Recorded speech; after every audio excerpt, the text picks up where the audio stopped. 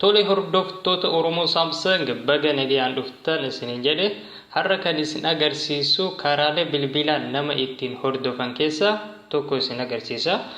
Yogguun karaa kana isin agarsiisu akkanatti nama hordofaa jechuuf akka hin taane jalqaba irratti akka naaf hubattan barbaada jechuudha. Karaa kana kan isin agarsiisu waa sadiif jecha tokkoffaa maatiin ijoollee isaanii ittiin hordofuu danda'u.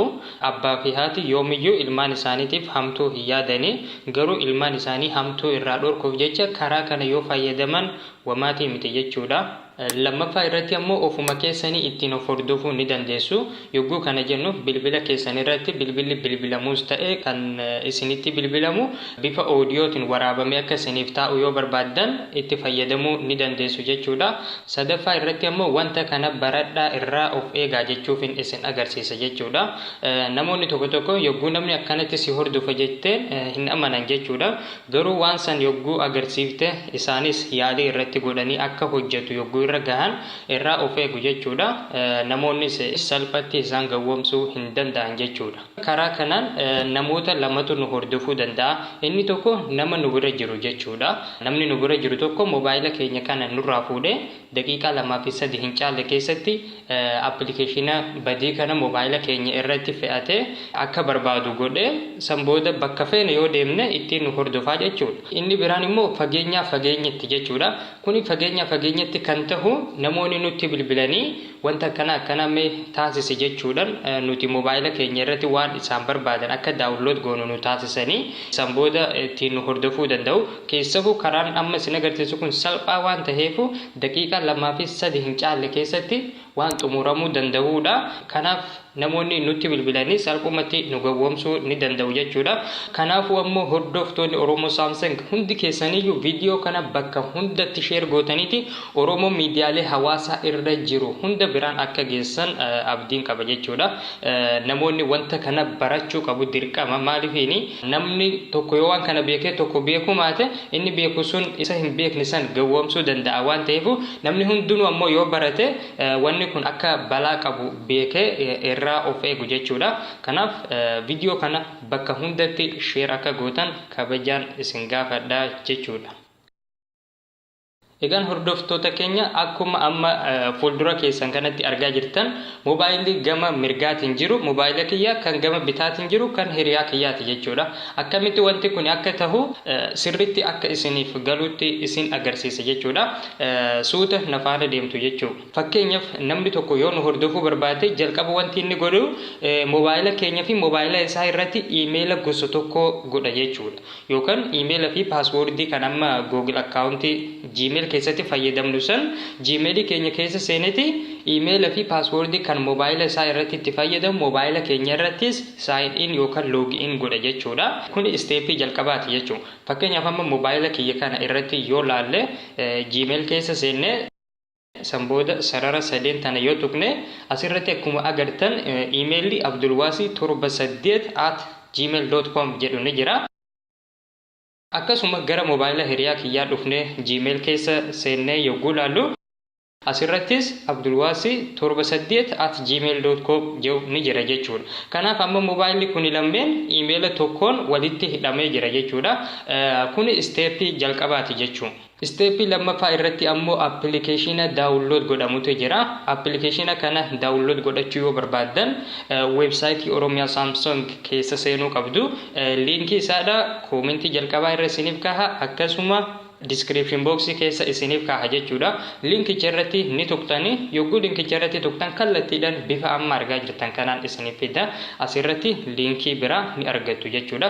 Linkii kana irratti ni tuqtani yogguu irratti tuqtan achi booda Play Store keessa isin galcha kallattiidhaan akkuma appilikeeshina biraa daawunlood gootanitti kanallee daawunlood godhattu jechuudha. Egaa appilikeeshina kana daawunlood godhattanii xumurtanii booda bifa amma argaa jirtan kana mobaayila keessan irratti isiniif bu'aa jechuudha. Achi booda ni banattu. Yogguu banattan haala kanaan isiniif fida. Saanduqa qullaa jalqabarra jiran kanneen lameen raayitii irratti gootaniiti continue kan jedhu kana ni tuqtu. Achi booda bifa kanaan isiniif banama jechuudha.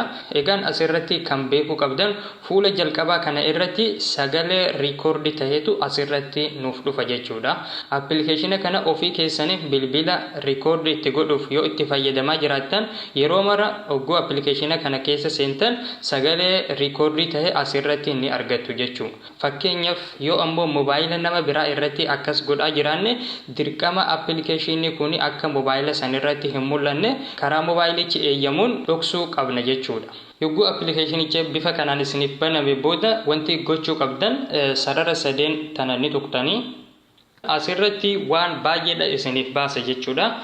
Kanneen hunda nu hin barbaachisu, kanneen nu barbaachisan tokko tokkoon maali kan jedhu isiniif ibsaa jechuudha. Kan jalqabarra jiru kun automatic recording kan jedhu kana irratti ni tuqxu. Achi booda enable call recording kan jedhu kana yoo bifa kanaan cufaa jiraate irratti tuquudhaan haala kanaan ni bantu jechuudha. Ammallee as gadirratti shake to record kan jedhu kana irratti ni tuqxu.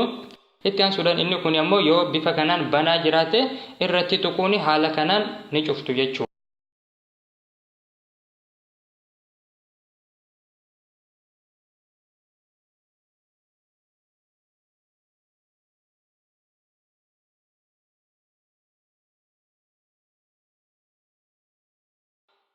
Itti aansuudhaan as gadiirratti pin protection kan jedhu ni jira. Pin protection kan irratti yogguu tuqxan haala kanaan fida.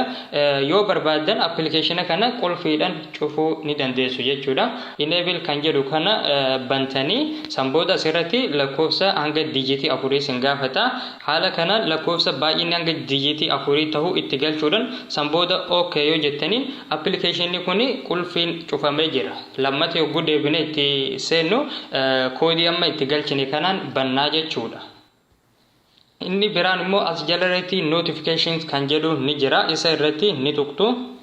Kanneen asirra jiran kana hunda isaaniitu yoo bifa kanaan cuftan gaariidha jechuudha.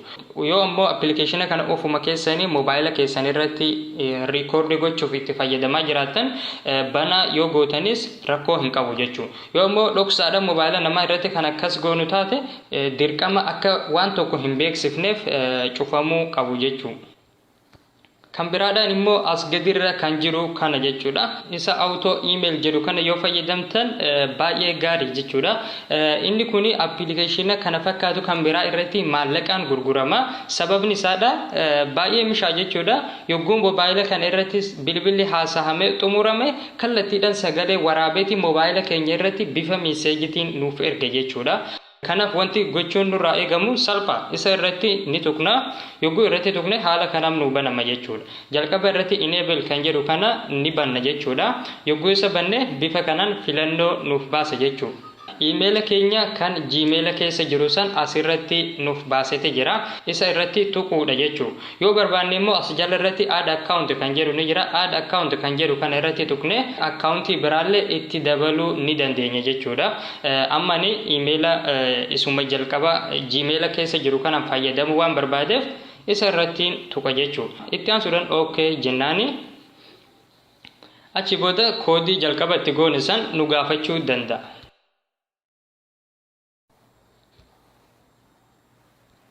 Achi booda haala kanaan enable kan jiru kun nuuf banamee xumurameeti jira jechuudha. Asirratti send recording to this address jedhe emailicha nuuf barreessate jira jechuudha. Kana booda mobaayila kana irratti bilbilli haasa'amee yogguu xumurame kallattiidhaan sagaleen riikoordii tahee emaila kana irratti ergamaa jechuudha. Kan biraadhaan immoo asirratti wifi only kan jedhu ni jira. Wifi dhaan qofa fayyadamuu yoo barbaadan isa kana ni bantu jechuudha. Yoo wifi qofaan fayyadamuu hin barbaadne immoo haala kanaan cufuu dandeessu jechuudha. Kan biraadhaan immoo as gadirra test connection kan jedhu ni jira. Wanti kun hojjetaa jira moo hojjetaa hin jiru kan jedhu yaalii gochuu yoo barbaadan test connection kan jedhu kana irratti ni tuqxu. Bifa kanaan mobaayila keenya irratti ergaan nuuf ergameeti jira jechuudha. Fakkeenyaaf ergaa kana yogguu bannu akkuma amma asirratti argaa jirtan recorded call jedhe ergaan yaaliidha mobaayila sanirraa asirratti ergamee jira jechuudha. Kana boodas bifuma kanaan sagalee mobaayila sanirratti haasa'amu emaila kana irratti nuuf ergamaa jechuudha. Egaan hordoftoota keenya dhuma irratti yaalii godheetiin isin agarsiisa jechuudha. Amma mobaayila hiriyaa kiyyaa kanaanin bakka hiriyaa kiyyaa bu'ee bilbila bilbilee sanboota bilbila asirratti haasa'amu kun mobaayila san irratti ni ergama moo hin ergamu kan jedhus walumaan ilaalla jechuudha. Mee haa bilbillu.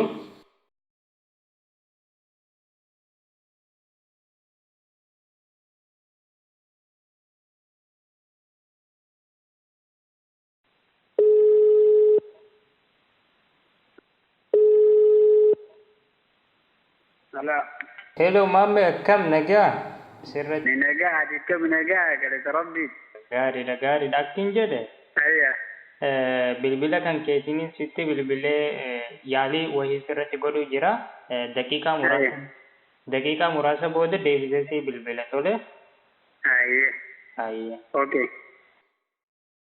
Egaan hordoftoota keenya akkuma amma agartan bilbila hiriyaa kiyyaa kanaan bilbilee haasaheetiin jira jechuudha. Itti aansuudhaan yogguu gara mobaayila keenyatti deebinu akkuma asirratti agartan meeseejiin Gmail irratti dhufee jira jechuudha.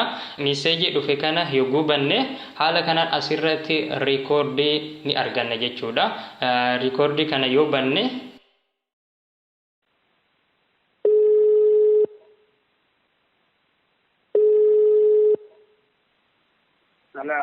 Hello mamme akkam nagaa sirratti nagaa akkam nagaa galata rabbi gaariidha akkin jedhe bilbila kan keetiin sitti bilbilee yaalii wayii sirratti godhuu jira daqiiqaa muraasa booda deebisee si bilbila tole okay. Egaan hordoftoota keenya barnoonni keenya guyyaa har'aa kana fakkaata akka irraa fayyadamtan abdiin qaba jechuudha. Appilikeeshina kana daawunlood godhachuudhaaf liinkiin isaa diskiripshin booksii keessa jira akkasuma koomentii jalqabaa irra jira. Daawunlood godhachuu dandeessu jechuun akkuma jalqaba jedhe garuu wanta kana baradhaa jechuuf isin barsiise malee hamtuu walirratti dalagaa jechuuf miti kana naaf hubadhaan isiniin jedha. Akkasuma immoo viidiyoo kana bakka maratti sheer akka gootan kabajaan isin gaafadha jechuudha.